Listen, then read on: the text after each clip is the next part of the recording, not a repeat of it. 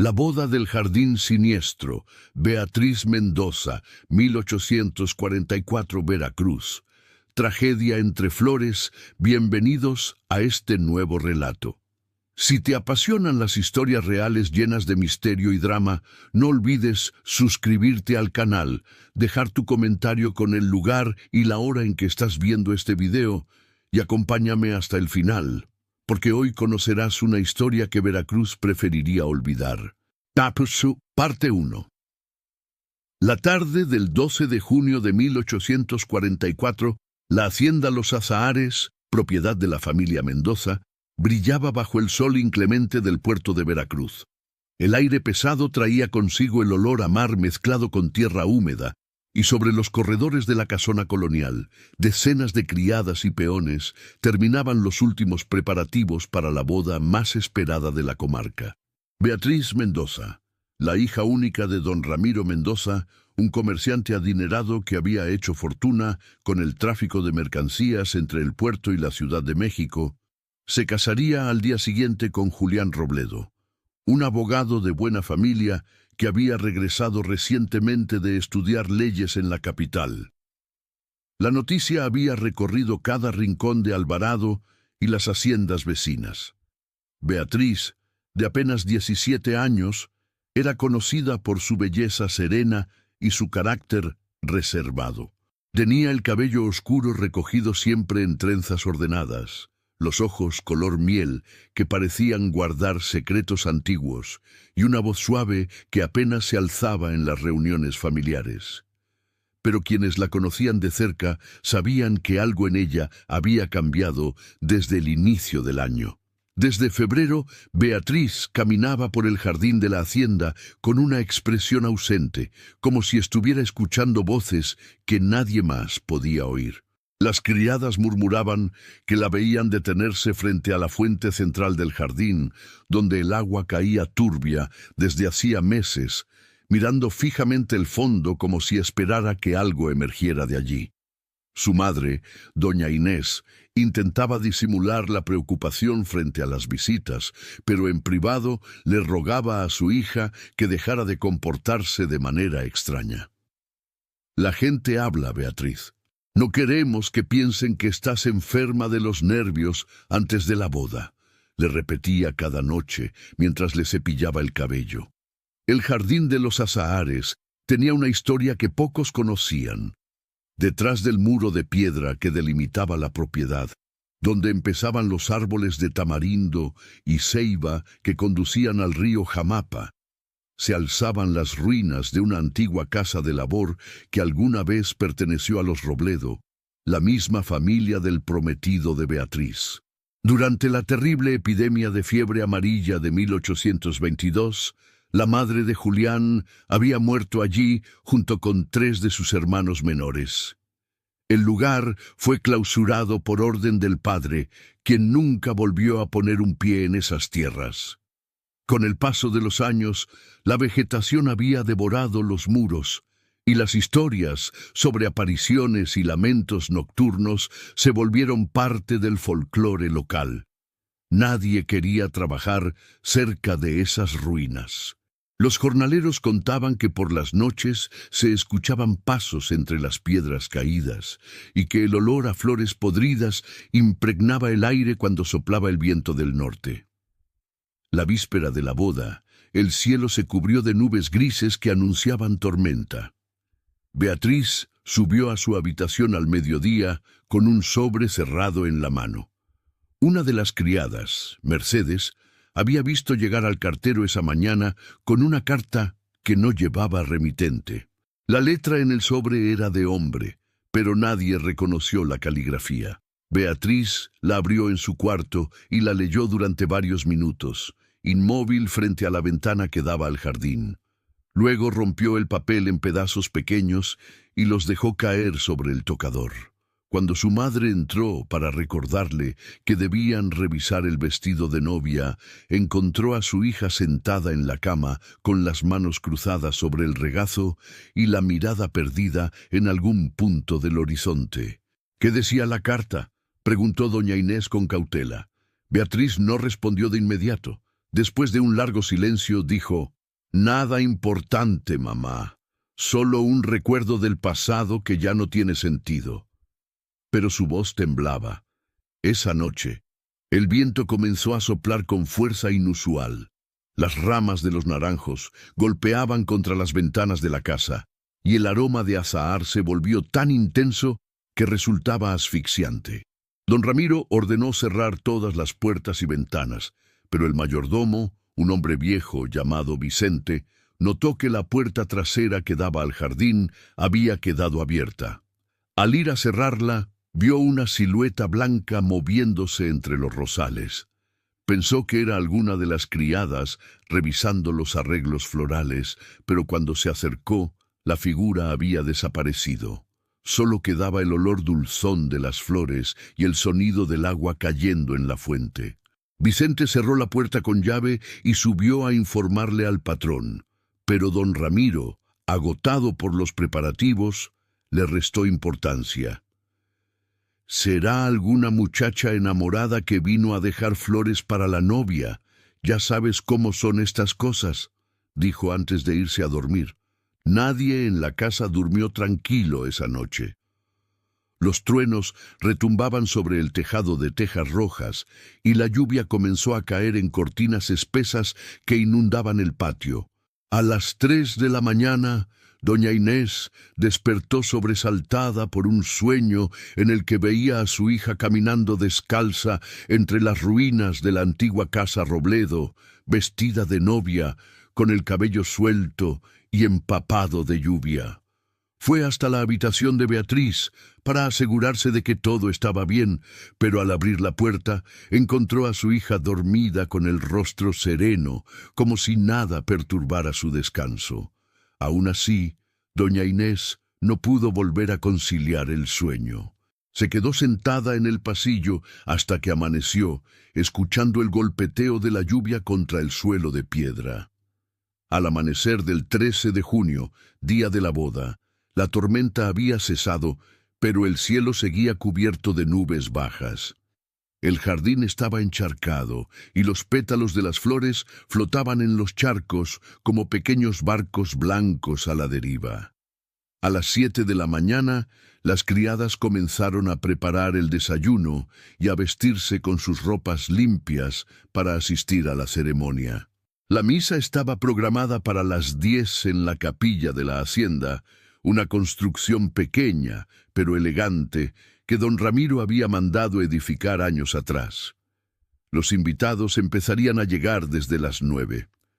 Todo parecía estar en orden, pero cuando doña Inés subió a la habitación de Beatriz para ayudarla a vestirse, encontró la puerta entreabierta y el cuarto vacío. El vestido de novia estaba extendido sobre la cama, intacto, con el velo de encaje doblado cuidadosamente a un lado. Las zapatillas blancas seguían en su caja. Sobre el tocador, entre los pedazos rotos de la carta del día anterior, había una hebra de flores de azahar fresco, como si alguien la hubiera dejado allí esa misma mañana. Doña Inés sintió que el aire se le escapaba de los pulmones. Gritó el nombre de su hija, pero no hubo respuesta. Corrió por los pasillos llamándola, despertando a todo el servicio. Don Ramiro bajó las escaleras descalzo, con el rostro desencajado. «¿Dónde está Beatriz?», preguntaba una y otra vez, mientras los criados revisaban cada rincón de la casa. Fue Vicente, el mayordomo, quien encontró la primera pista. En el jardín, junto a la fuente donde Beatriz solía sentarse, había una cinta blanca de satén anudada al brocal de piedra. Era del mismo material del vestido de novia. A pocos pasos, sobre la tierra húmeda, se veían huellas de pies descalzos que conducían hacia el muro del fondo, donde comenzaba el camino hacia las ruinas de la casa Robledo. Don Ramiro ordenó seguir el rastro de inmediato.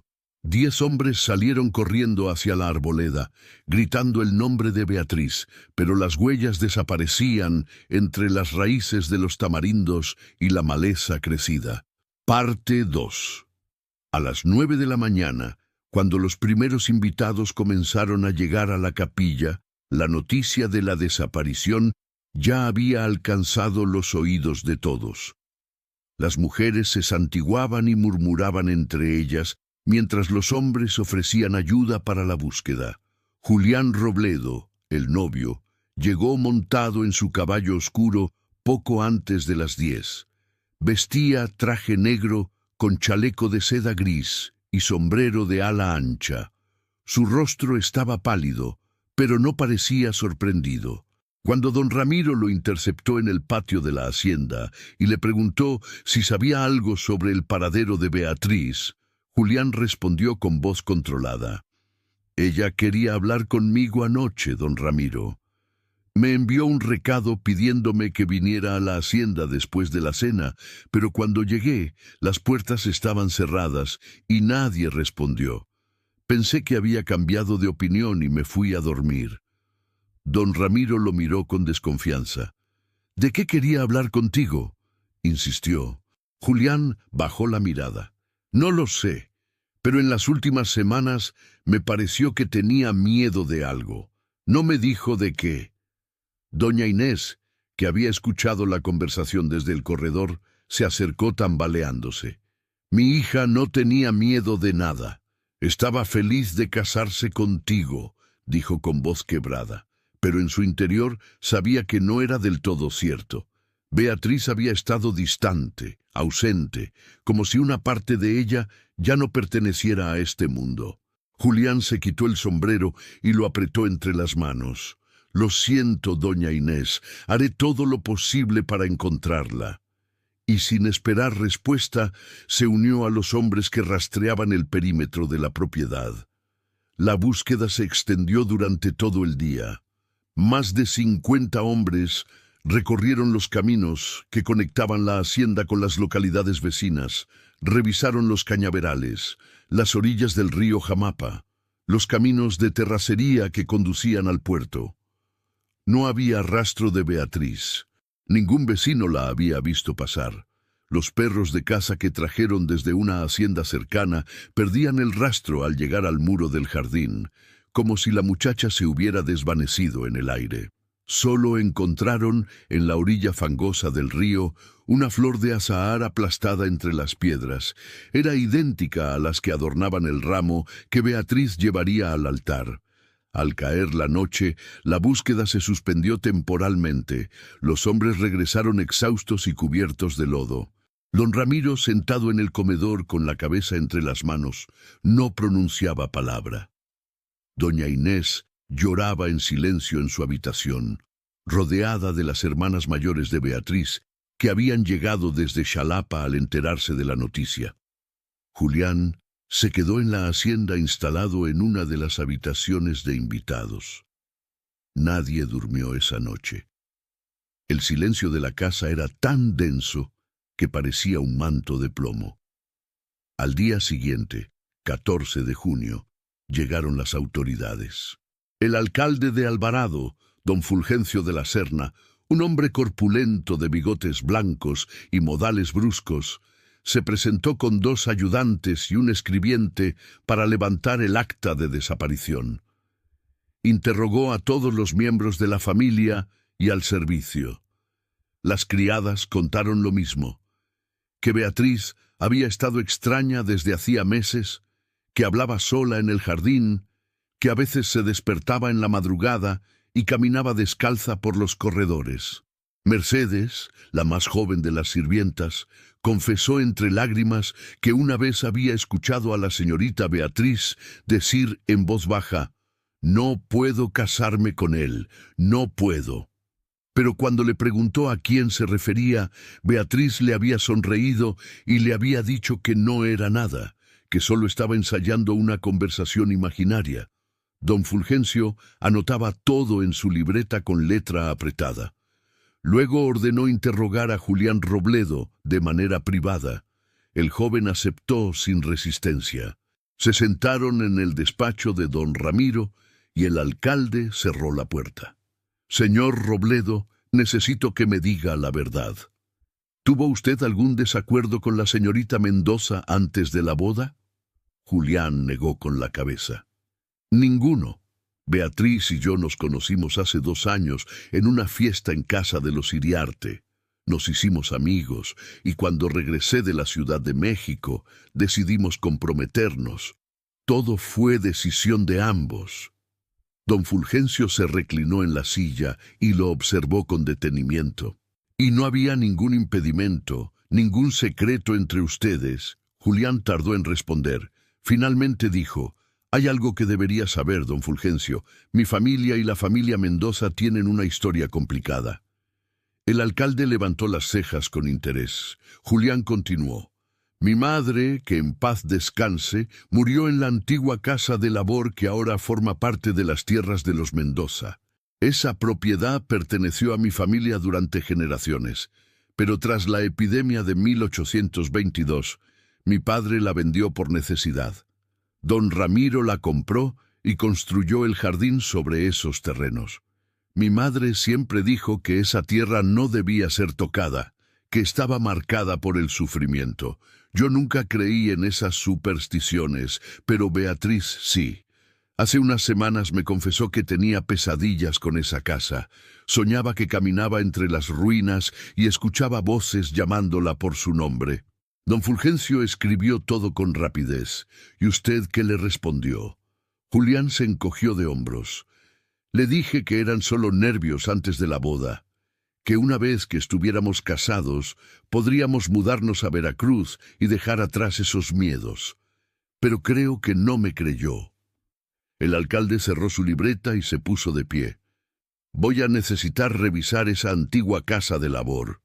Si la señorita Mendoza estaba obsesionada con ese lugar, es posible que haya ido allí». Julián asintió, pero su rostro se había vuelto aún más pálido. «Hay algo más que debo decirle, don Fulgencio. Mi madre dejó un testamento que mi padre nunca quiso abrir. Está guardado en el archivo notarial de Veracruz. Yo nunca lo he leído, pero mi padre me advirtió antes de morir que contenía información que podría arruinar nuestra reputación. No sé qué hay allí, pero si tiene que ver con las tierras de los Mendoza, tal vez Beatriz descubrió algo que yo desconozco». Esa revelación cambió el rumbo de la investigación. Don Fulgencio ordenó enviar un mensajero a Veracruz para solicitar el testamento de la difunta señora Robledo. Mientras tanto, organizó una expedición a las ruinas de la antigua casa. Don Ramiro, Julián, Vicente el mayordomo y 5 jornaleros armados con machetes y antorchas se adentraron en la arboleda al caer la tarde. El camino estaba cubierto de maleza y lianas que colgaban de los árboles como serpientes verdes. El aire olía a humedad y madera podrida. Cuando llegaron al claro donde se alzaban los restos de la casa, todos se detuvieron en silencio. Las paredes de adobe estaban cubiertas de musgo y el techo había colapsado hacía años, dejando vigas de madera retorcidas que parecían costillas de un animal gigante. En el centro del patio, donde alguna vez hubo una fuente similar a la del jardín de los azahares, crecía un árbol de ceiba tan grueso que sus raíces habían levantado las piedras del suelo. Don Ramiro sintió un escalofrío. «¿Por qué Beatriz vendría aquí?», murmuró. Julián no respondió. Se acercó lentamente a los restos de lo que había sido la entrada principal y se detuvo frente a una pared medio derruida. Allí, grabado en la piedra con letras toscas, estaba el nombre: Elena Robledo, 1822. Era la tumba improvisada de su madre. Nadie se había atrevido a moverla. Julián se arrodilló frente a la inscripción y tocó las letras con los dedos temblorosos. «Perdóname, mamá», susurró. Los hombres revisaron cada rincón de las ruinas. No encontraron señales de Beatriz, pero sí algo inquietante. En el suelo de lo que había sido una habitación, hallaron un espejo de plata antigua, roto en varios pedazos. En el reverso, grabadas con delicadeza, estaban las iniciales BM. Don Ramiro reconoció el objeto de inmediato. Era el espejo que Beatriz usaba desde niña, un regalo de su abuela materna. Lo guardaba siempre en su tocador. ¿Cómo había llegado hasta allí? Parte 3. La noticia del hallazgo del espejo se extendió rápidamente por la comarca. La gente comenzó a murmurar que Beatriz había sido víctima de algún maleficio, que las ánimas de los muertos de la epidemia la habían arrastrado al otro mundo. Las mujeres mayores se santiguaban al pasar frente a la hacienda Los Azahares, y los niños inventaban canciones macabras sobre la novia que desapareció el día de su boda.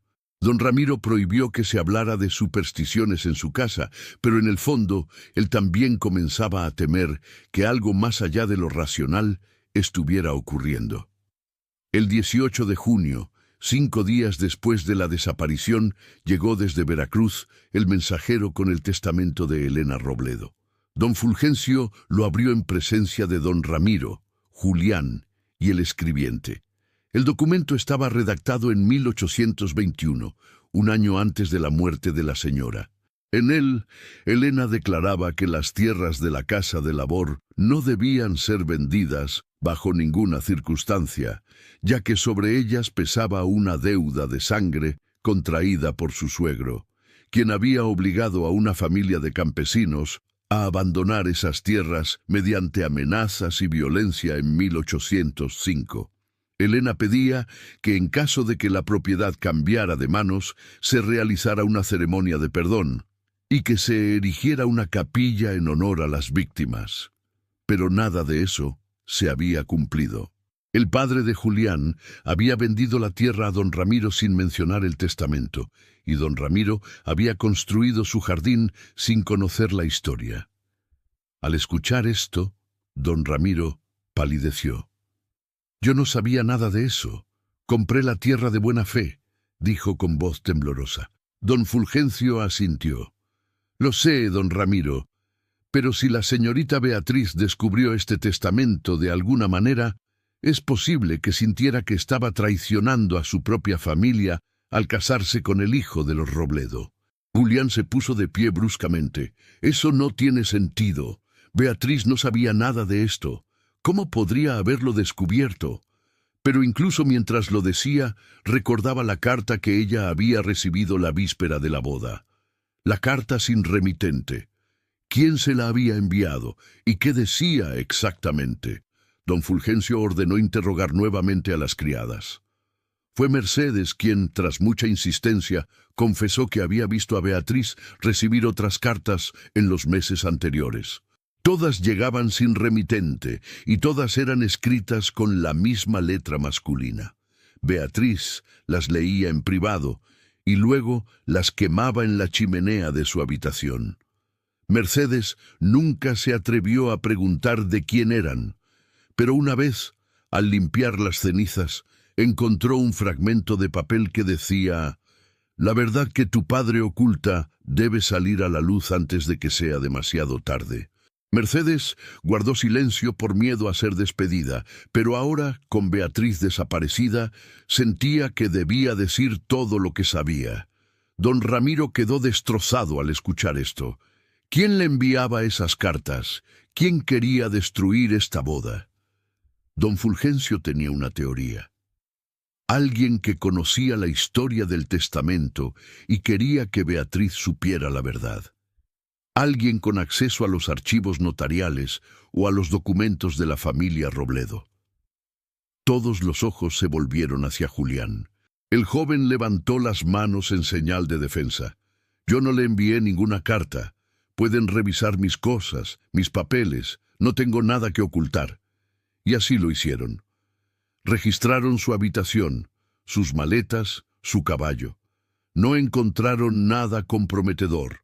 Pero en el establo, uno de los mozos recordó haber visto a un hombre desconocido merodeando cerca de la hacienda 2 semanas antes de la boda. Era un hombre mayor, con barba gris y sombrero negro, que preguntaba por la familia Mendoza.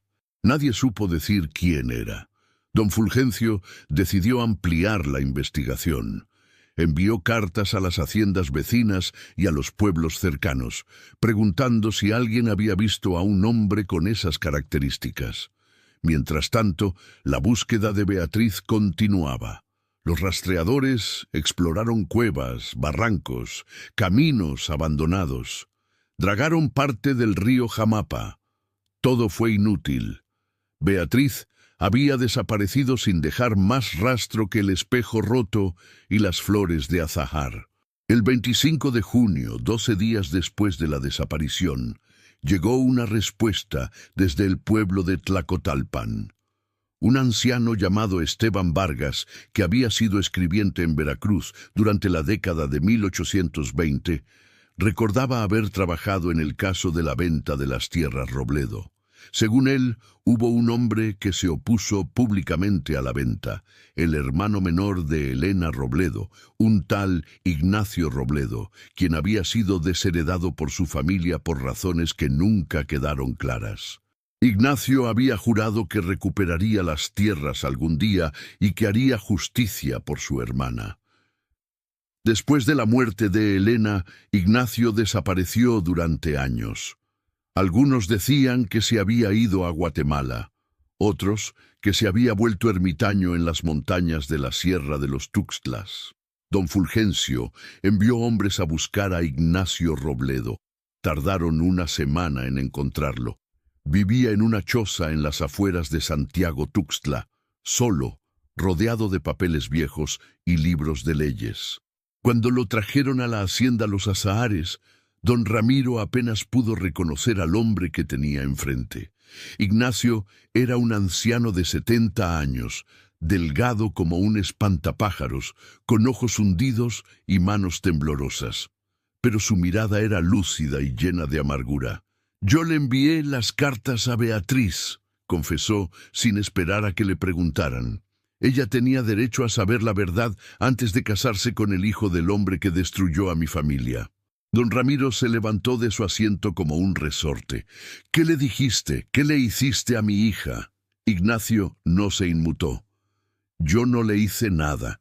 Solo le conté lo que su padre nunca le dijo, que estas tierras fueron manchadas con sangre, que su jardín fue construido sobre la tumba de mi hermana y de los campesinos que fueron expulsados. Le dije que casarse con un Robledo sería perpetuar la maldición. Pero ella tomó sus propias decisiones. Yo no la obligué a nada». Don Fulgencio lo interrumpió. «¿Dónde está Beatriz, señor Robledo? ¿Qué hizo después de leer su última carta?» Ignacio bajó la mirada. «No lo sé. La última carta que le envié decía que, si quería conocer toda la verdad, debía ir a las ruinas de la antigua casa antes del amanecer del día de su boda. Le dije que allí encontraría las respuestas que buscaba. Pero no sé si fue. No sé qué pasó». Parte 4. La confesión de Ignacio Robledo cambió todo.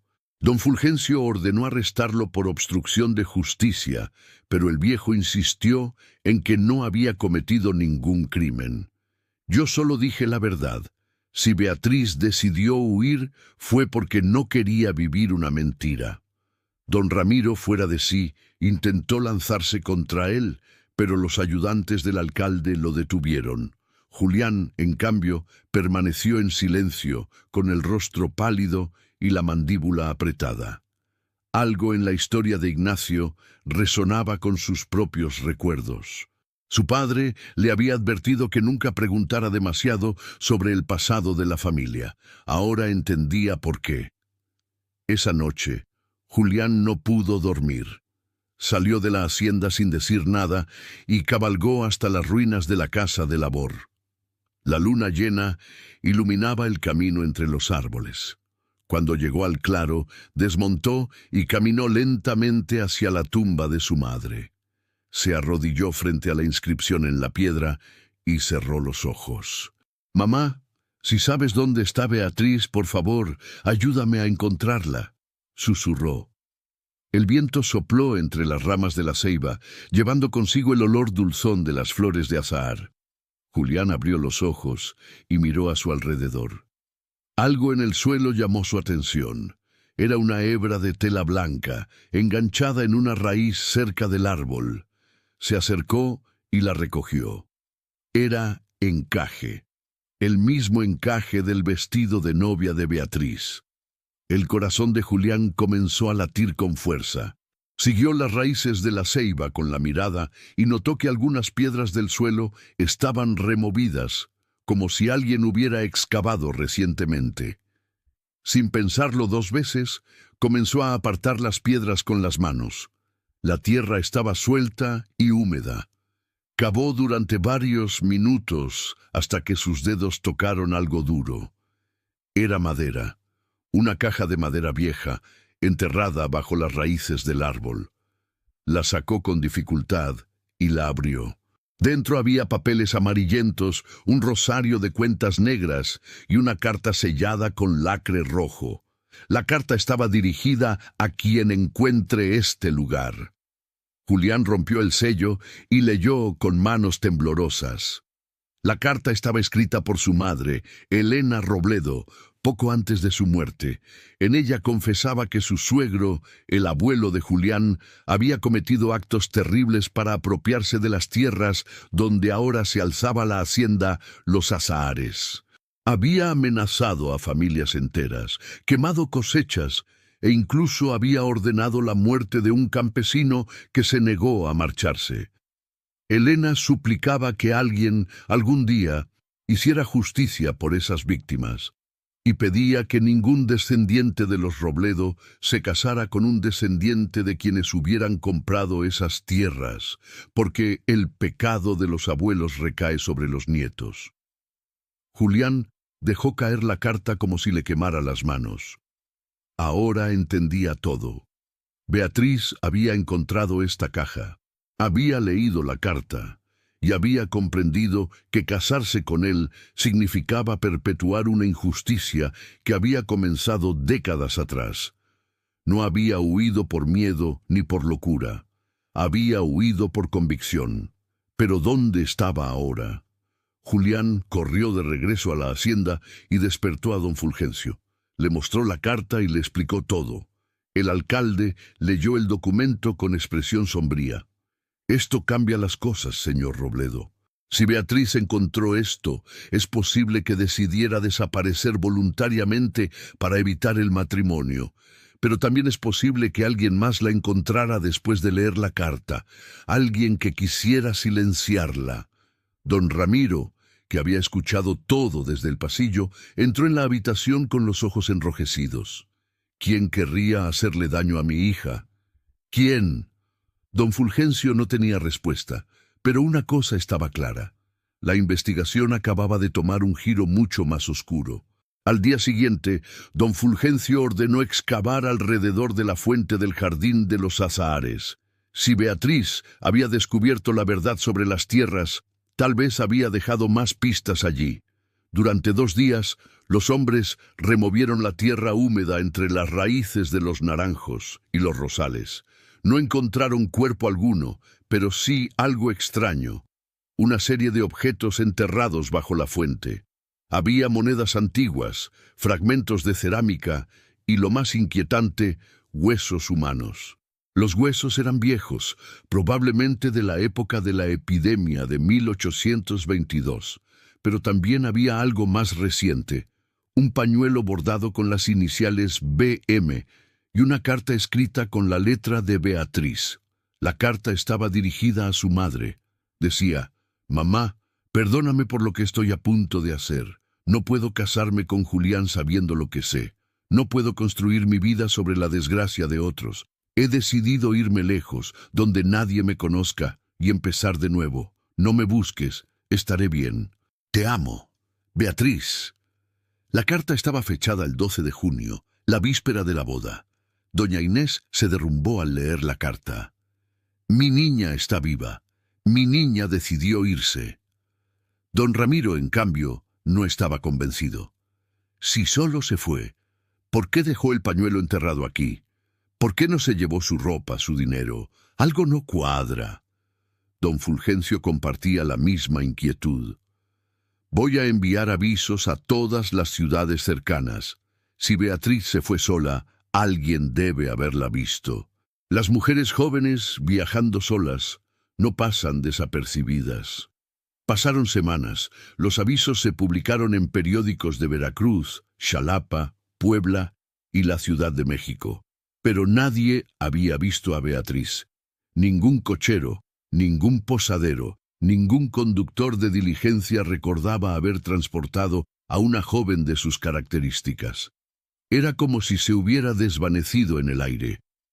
Don Fulgencio comenzó a sospechar que la carta era falsa, que alguien la había escrito para desviar la investigación. Pero los expertos en caligrafía confirmaron que la letra era de Beatriz. No había duda. El caso se enfrió.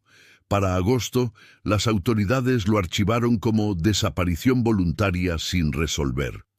Don Ramiro ofreció una recompensa de 1,000 pesos a quien diera información sobre su hija, pero nadie se presentó. Julián Robledo abandonó Veracruz y se mudó a La Habana, donde tenía primos. Nunca volvió a hablar de Beatriz. Ignacio Robledo fue liberado por falta de pruebas y regresó a su choza en las montañas, donde murió 2 años después. La hacienda Los Azahares cayó en decadencia. Don Ramiro envejeció rápidamente, consumido por la culpa y el dolor. Doña Inés pasaba los días sentada junto a la fuente del jardín, esperando que su hija volviera. Pero Beatriz nunca volvió. Parte 5. Los años pasaron lentamente en la hacienda Los Azahares. Don Ramiro murió en 1850, 6 años después de la desaparición de su hija, sin haber encontrado respuestas. Doña Inés lo sobrevivió apenas 1 año. Ambos fueron enterrados en la capilla de la propiedad, junto a la tumba vacía que habían preparado para Beatriz. La hacienda fue vendida a una familia de comerciantes franceses que no conocían la historia del lugar. Pero los nuevos propietarios pronto comenzaron a experimentar eventos extraños. Las flores del jardín se marchitaban sin razón aparente, y por las noches se escuchaban pasos descalzos sobre las piedras del patio. Los criados se negaban a trabajar después del anochecer, y algunos juraban haber visto una figura vestida de blanco caminando entre los rosales. Los franceses intentaron ignorar las supersticiones, pero después de que 2 de sus hijos se enfermaran gravemente sin causa médica, decidieron vender la propiedad y regresar a Europa. Durante décadas, la hacienda cambió de manos varias veces. Ningún propietario lograba quedarse más de unos años. El jardín, que alguna vez fue el orgullo de los Mendoza, se convirtió en un lugar desolado, donde las plantas crecían salvajes y desordenadas. La fuente dejó de funcionar, y el agua estancada se llenó de algas verdes. Las ruinas de la antigua casa Robledo fueron absorbidas completamente por la selva, hasta que ya no quedó rastro visible de lo que alguna vez fue una propiedad próspera. En 1864, 20 años después de la desaparición, un nieto del viejo mayordomo Vicente regresó a la región. Se llamaba Tomás y había crecido escuchando las historias de su abuelo sobre la novia que desapareció el día de su boda.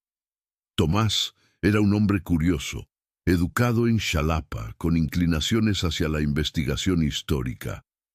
Decidió visitar la hacienda Los Azahares, que para entonces estaba abandonada, y explorar las ruinas de la casa Robledo. Quería entender qué había pasado realmente con Beatriz Mendoza.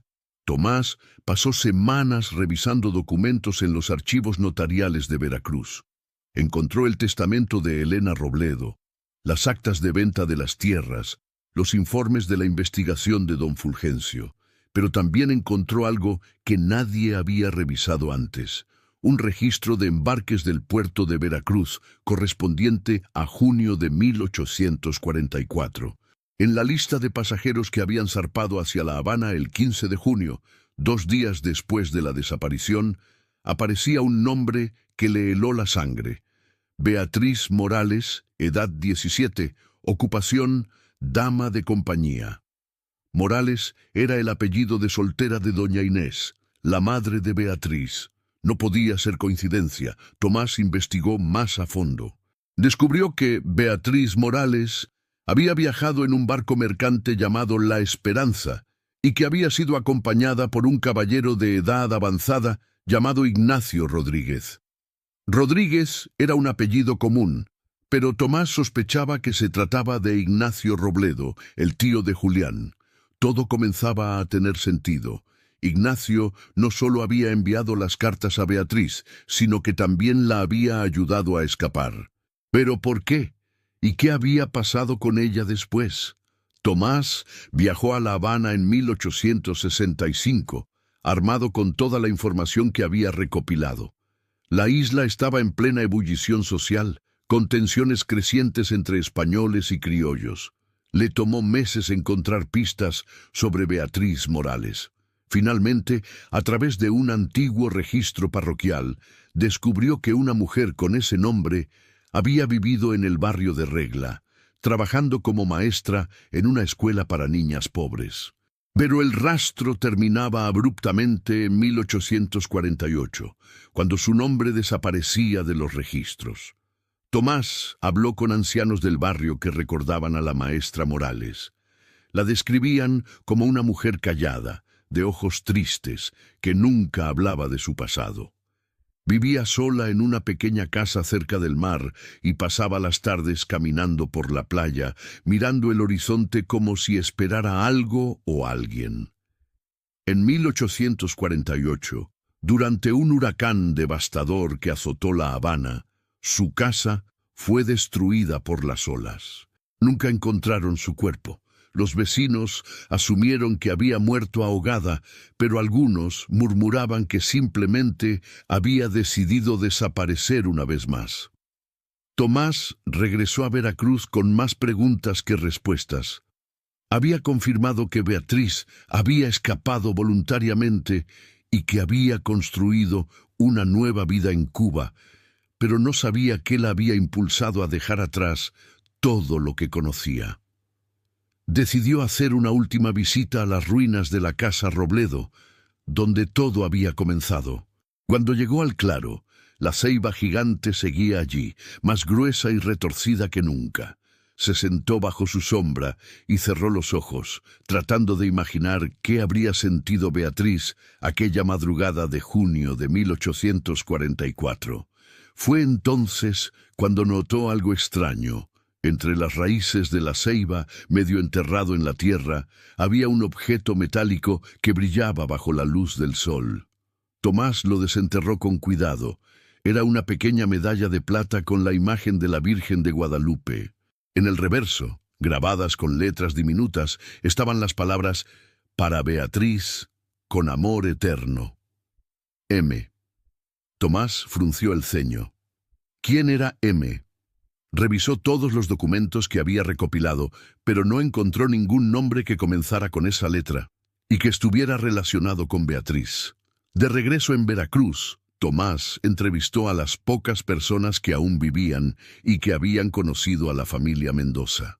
Fue una anciana costurera, que en su juventud había trabajado en la hacienda, quien finalmente le dio la respuesta. La señorita Beatriz tenía un primo segundo que vivía en Córdoba, le contó. Se llamaba Miguel Herrera. Era hijo de una hermana de doña Inés que se había casado con un militar. Miguel y Beatriz se conocieron cuando eran niños y se hicieron muy amigos. Pero cuando crecieron, la familia prohibió que se vieran porque Miguel no tenía fortuna. Decían que Beatriz lloraba por las noches pensando en él. Yo creo que ella siempre lo amó. Tomás sintió que las piezas finalmente encajaban. Beatriz no había huido solo para evitar un matrimonio construido sobre injusticias del pasado. También había huido porque amaba a otro hombre, Miguel Herrera. Tomás buscó información sobre él y descubrió que había sido oficial del ejército mexicano y que había muerto en 1847 durante la guerra contra Estados Unidos, en la batalla de Cerro Gordo. Beatriz nunca supo que el hombre al que amaba había muerto mientras ella vivía escondida en Cuba. O tal vez sí lo supo, y por eso decidió desaparecer definitivamente durante el huracán de 1848. Nunca lo sabríamos con certeza. Parte 6. Tomás escribió un informe detallado sobre sus hallazgos y lo presentó a las autoridades de Veracruz en 1866. Pero para entonces nadie estaba interesado en un caso que había ocurrido más de 20 años atrás. México estaba sumido en la intervención francesa y las prioridades eran otras. El informe fue archivado y olvidado.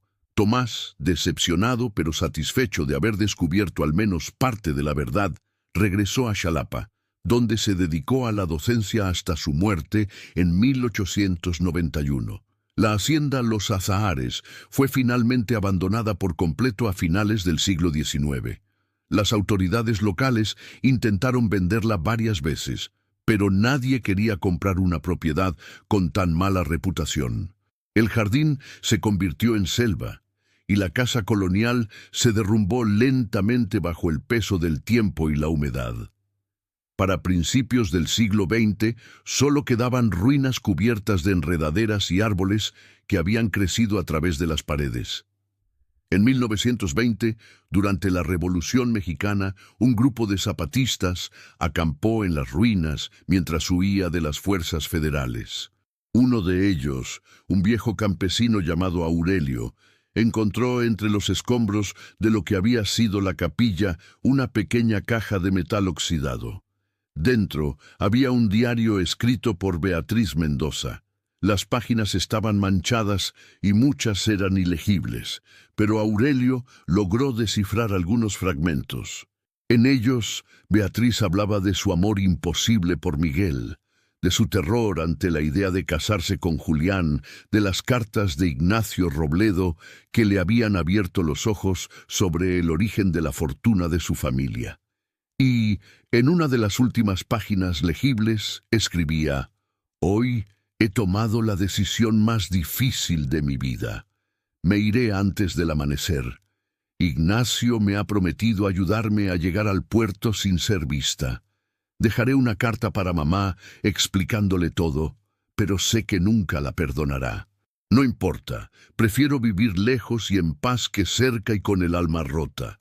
Algún día, si Dios lo permite, volveré. Pero por ahora, debo irme. Adiós, jardín de azahares. Adiós, vida que pudo ser». Aurelio no sabía qué hacer con el diario. Se lo mostró a su capitán, pero éste le dijo que lo quemara para evitar problemas con los dueños de la tierra. Aurelio desobedeció y guardó el diario durante años, hasta que finalmente se lo entregó a un párroco del pueblo de Alvarado en 1935. El párroco, conmovido por la historia, intentó publicarla en un periódico regional, pero el editor la rechazó por considerarla demasiado triste y sin final satisfactorio. El diario quedó guardado en los archivos de la parroquia, donde permaneció hasta que fue redescubierto por un historiador local en 1978. Para entonces, la hacienda Los Azahares ya no existía. El gobierno había expropiado las tierras durante la reforma agraria y las había repartido entre ejidatarios. Donde alguna vez estuvo el jardín, ahora había milpas y casas de adobe. La fuente fue desmantelada y sus piedras utilizadas para construir muros. Las ruinas de la casa Robledo desaparecieron completamente bajo la vegetación de la selva. Solo quedaba el árbol de ceiba, que los campesinos respetaban y nunca cortaban, por miedo a las historias que sus abuelos les habían contado. En 1985, un cineasta veracruzano intentó hacer una película sobre la historia de Beatriz Mendoza, basándose en el diario y en los documentos recopilados por Tomás. Pero el proyecto nunca se concretó por falta de financiamiento. La historia quedó como una leyenda local, contada de boca en las noches de luna llena, cuando el viento del norte trae el olor a mar y a tierra mojada. Hoy, en el año 2025, pocos en Veracruz recuerdan el nombre de Beatriz Mendoza. Pero quienes conocen la historia dicen que cada 13 de junio, si pasas cerca de donde alguna vez estuvo la hacienda Los Azahares, puedes oler el perfume intenso de las flores de azahar, como si la tierra aún guardara la memoria de aquella boda que nunca ocurrió. Algunos creen que Beatriz logró escapar y vivir una vida nueva, lejos de las cadenas del pasado. Otros piensan que murió ahogada en Cuba, llevándose sus secretos al fondo del mar. Y hay quienes aseguran que su espíritu sigue caminando entre los campos de Alvarado, buscando el amor que perdió y la paz que nunca encontró. La verdad, como tantas veces ocurre en las historias de desapariciones, quedó enterrada bajo las raíces de la ceiba, entre las piedras de la fuente y las flores marchitas del jardín. Beatriz Mendoza eligió desaparecer antes que vivir una mentira, y en esa elección, dolorosa y valiente, dejó un misterio que el tiempo nunca pudo resolver del todo. Porque hay cosas que la historia no puede explicar, y hay ausencias que pesan más que cualquier presencia. Beatriz se fue, pero su historia quedó grabada en la memoria de Veracruz, como un recordatorio de que a veces el mayor acto de libertad es atreverse a desaparecer.